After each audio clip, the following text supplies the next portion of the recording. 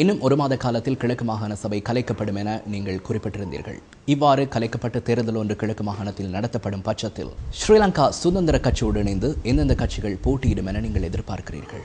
அரசாங்கத்தை பொறுத்தவரையில் அனைத்து கட்சிகளுடன் நாங்கள் பேச்சுவார்த்தைகள் நடத்தியிருக்கின்றோம். முஸ்லீம் காங்கிரஸ் பொதுவாக அரசாங்கத்துடன் இணைந்து கேட்பதற்கான வாய்ப்புகள் இற்றவரைக்கும் கூடுதலாக இருக்கின்றது. தற்பொழுது கிழக்கு மாகாண சபையை ஆண்டு கொண்டிருக்கின்ற கட்சியான டிஎம்பிபி கட்சியும் ஏற்கனவே கிழக்கு மாகாண முதலமைச்சர் சிவனேஸ்வர சந்திரகாந்தன் அவர்கள் அறிவித்திருக்கின்றார் அரசாங்கத்துடன் சேர்ந்து கேட்பதாக. இவ்வாறு போட்டியிடும் பட்சத்தில் முதலமைச்சர் வேட்பாளர் யாராக இருக்கலாம் என நீங்கள் எதிர்பார்க்கிறீர்கள்?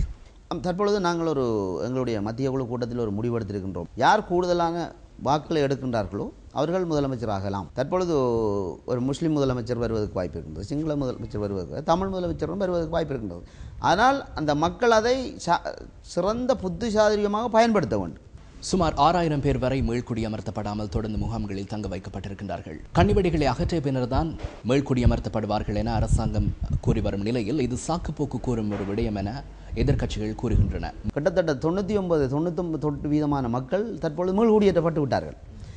இறுதியாக யுத்தம் நடந்த பிரதேசங்கள் உங்களுக்கு தெரியும், புதுமாத்தளன், புதுக்குடியிருப்பு போன்ற பிரதேசங்களில் கன்னிவெடிகள் எக்கச்சக்கமாக விதைக்கப்பட்டிருக்கின்றது, தாறுமாறாக விதைக்கப்பட்டிருக்கின்றது.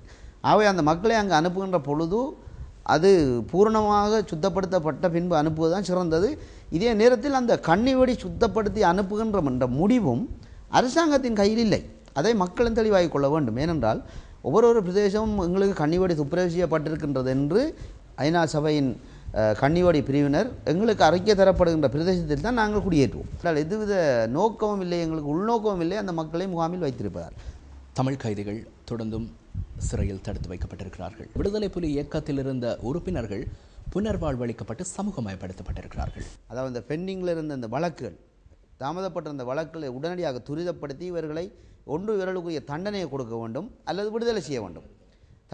வழக்குகளை பிற்போட்டு இவர்களை இழுத்து கொண்டு போவது நியாயமற்ற விடயம்.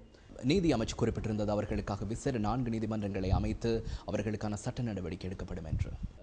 இது ஏற்கனவே கிட்டத்தட்ட 80 நீதிபதிகள் தட்டுப்பாடாக இருந்தது இலங்கை அரசாங்கத்திலே. கடந்த 2 வருடங்களுக்கு முன்பு அவ்வளவு யுத்தத்தின் காரணமாக இருந்தது. தற்பொழுது அவர்கள் நியமிக்கப்பட்டு வருகின்றார்கள். நியமிக்கப்பட்டு அவர்களை உடனடியாக அந்த வழக்குகளை துரிதப்படுத்தி விடுவதற்கான ஏற்பாடு நடக்கின்றது. அவை நிச்சயமாக விடுவிக்கப்படுவார்கள்.